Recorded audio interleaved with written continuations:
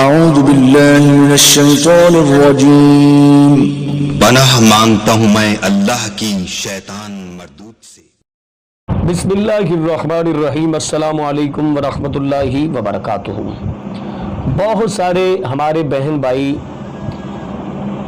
یہ جاننا چاہتے ہیں کہ استخارہ کیسے کریں۔ ان کے بہت زیادہ مقاصد ہوتے ہیں، بعض تو اپنی شادی کے لیے استخارہ کرنا چاہتے ہیں، بعض کاروبار کے لیے استخارہ کرنا چاہتے ہیں، بعض جو ہیں وہ بیماری سے صحت یابی کے لیے استخارہ کرنا چاہتے ہیں۔ وہ لوگ جاننا چاہتے ہیں کہ استخارہ کیسے کریں۔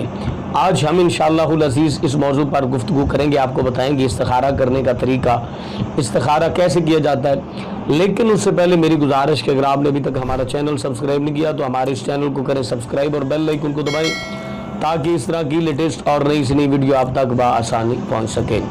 دوستان محترم، استخارہ بہت سارے مقاصد حاصل کرنے کے لیے کیا جاتا ہے۔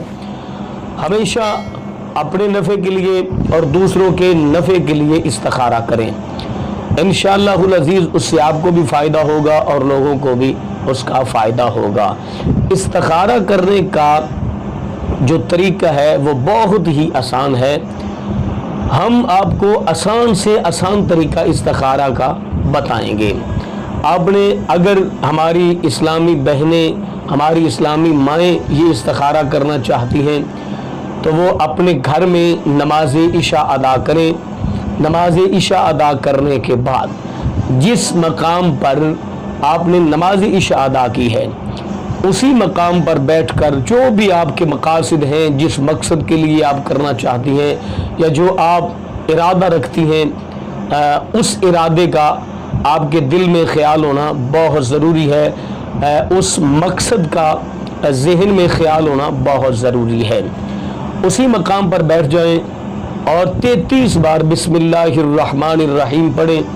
اس کے بعد رب اغفر وارحم وانت خیر الراحمین، رب اغفر وارحم وانت خیر الراحمین 133 مرتبہ یہ پڑھیں۔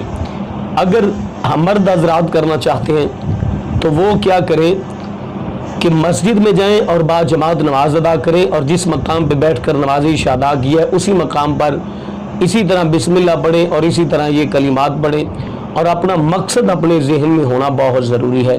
اس کے بعد آئیں، بستر پر لیٹیں اور رسول اللہ صلی اللہ علیہ وسلم کی ذات اقدس پر درود و سلام پڑھیں، اپنا مقصد ذہن میں رکھ کے سو جائیے گا۔